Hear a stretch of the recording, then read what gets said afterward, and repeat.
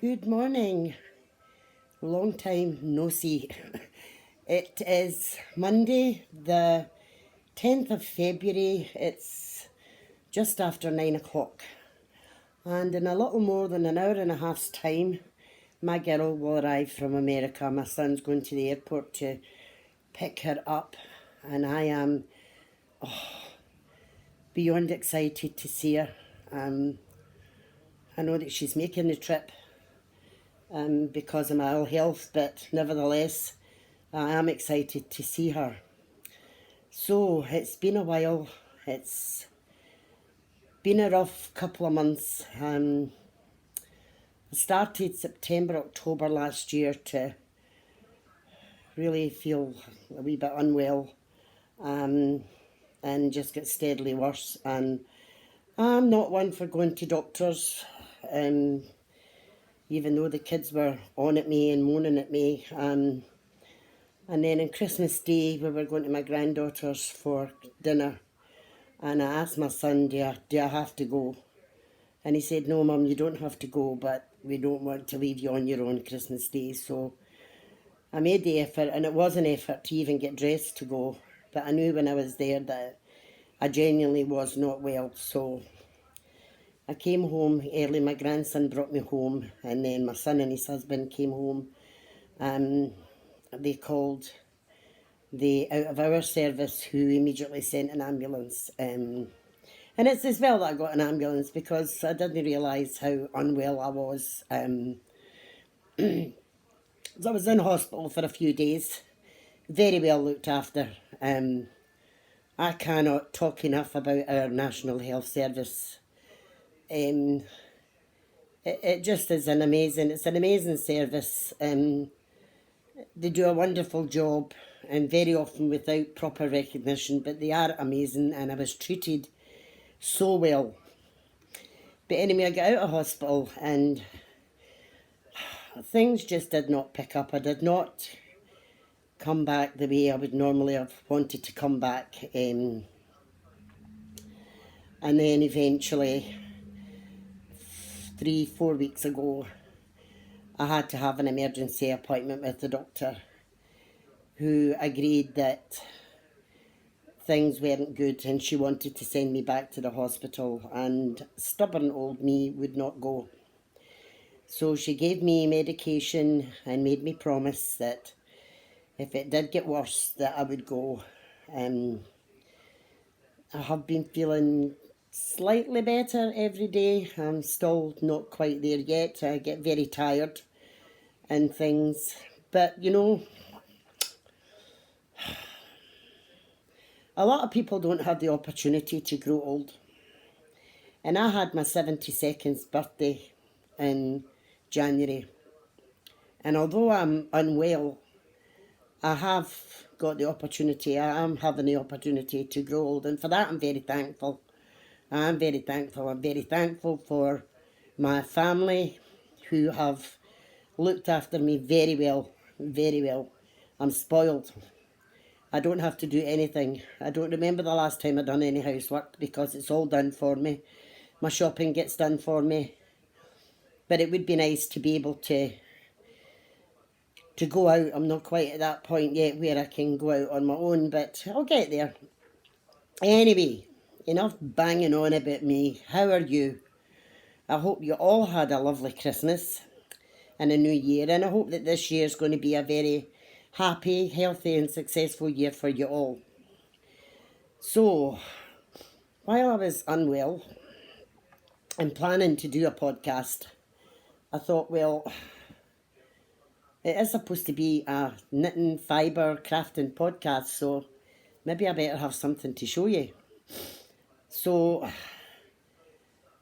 I have been watching Ailey from Kelpie Knits podcast. She's just done her second podcast, and go on over and share the love with Ailey. It's under Kelpie Knits podcast.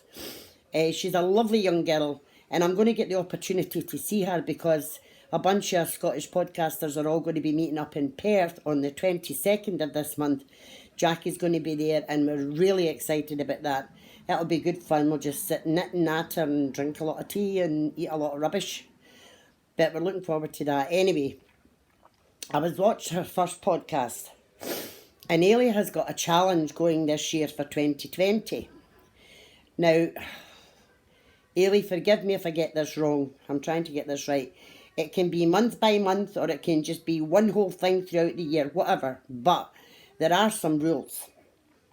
And the rules are, it has to have been started this year in 2020, not 2019, 2020. And it has to be done with yarn from your stash. You can't buy yarn, you have to use your stash. Well, Amy, let me tell you, you have my word on this.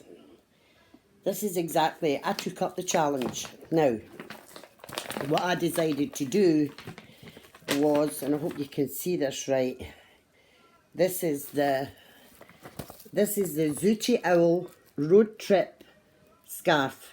That's a bit shiny there, but you can see that. The Zooty Owl Road Trip Scarf.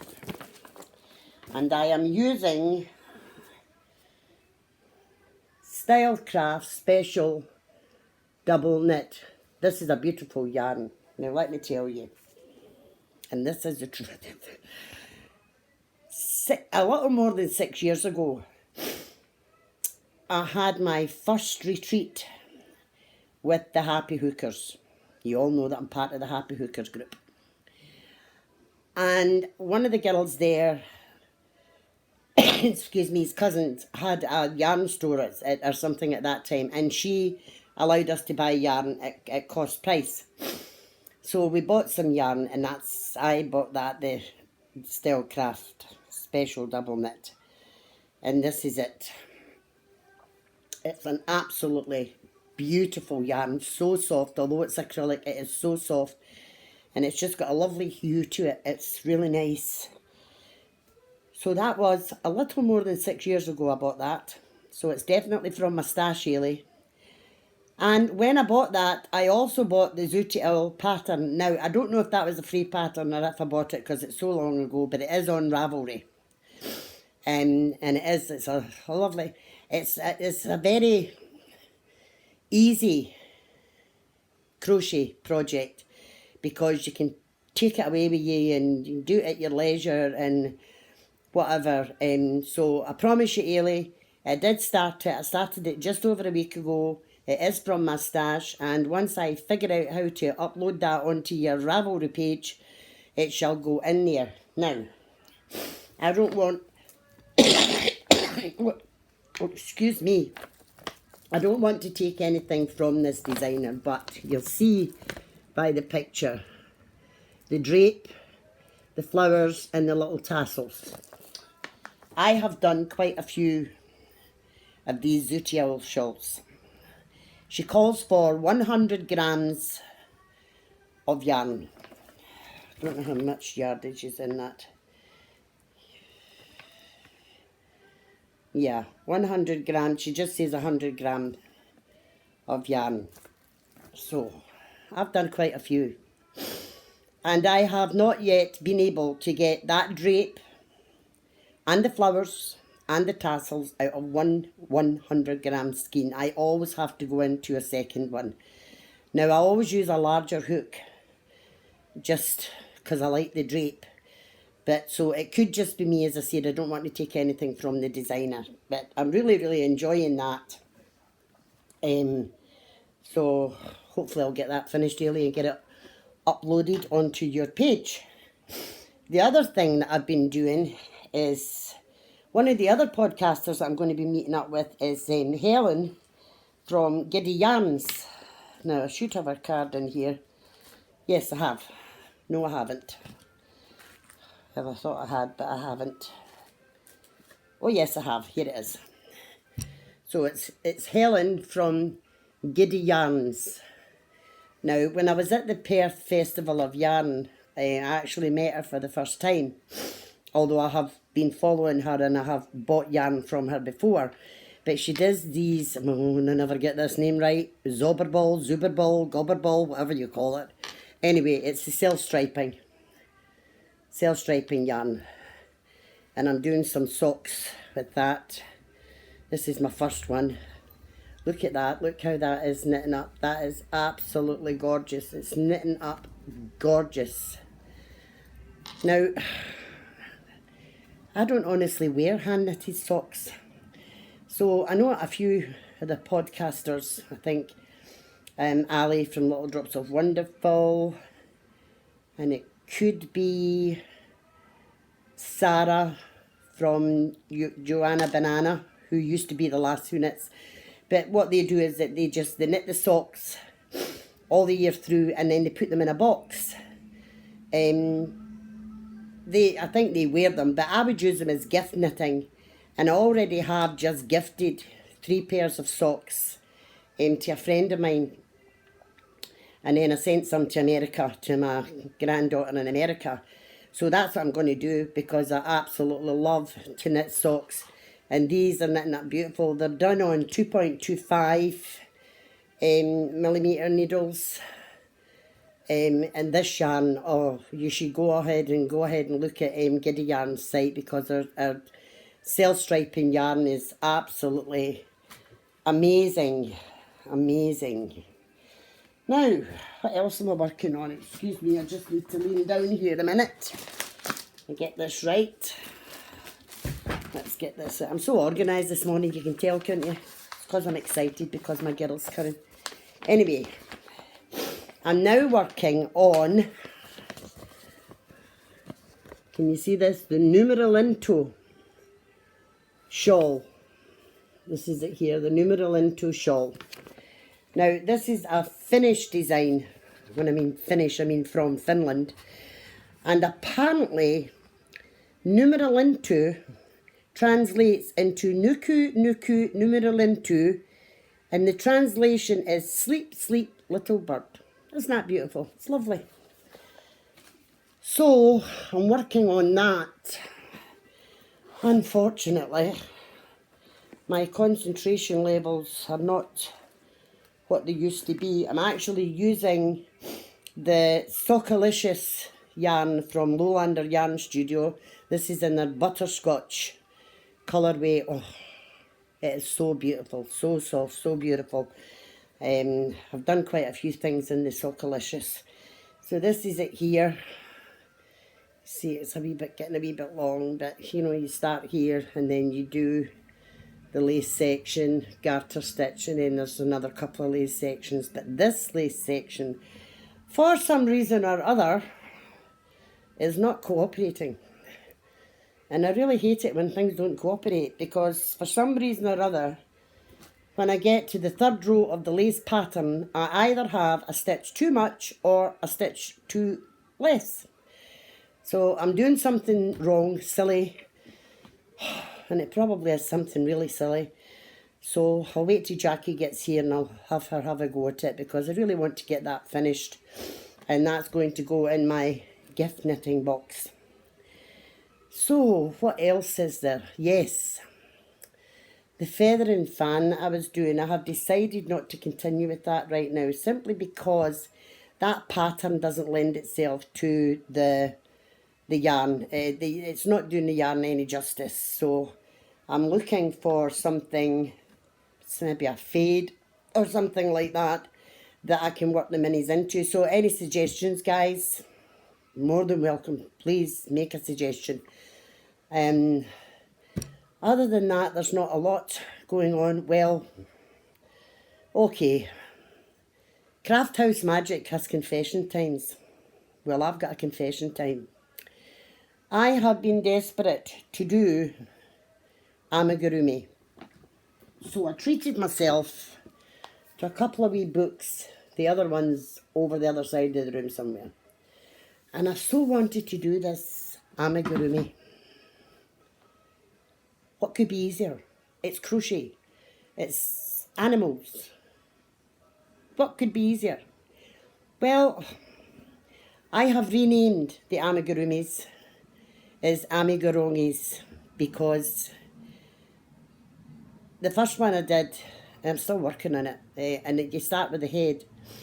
It is the most misshapen head I've ever seen in my life. And as my dad used to say, practice makes perfect. And as far as amigurumi is concerned, I am going to need a lot of practice. A lot of practice. But I will get there, I'm determined, because I have a great-granddaughter who's 7 months old. I have a great-grandchild who is due at the end of April. Another one at the end of February. So I want to do all these little animals for them to put in their bedrooms. And I maybe want one for myself because I actually quite like them.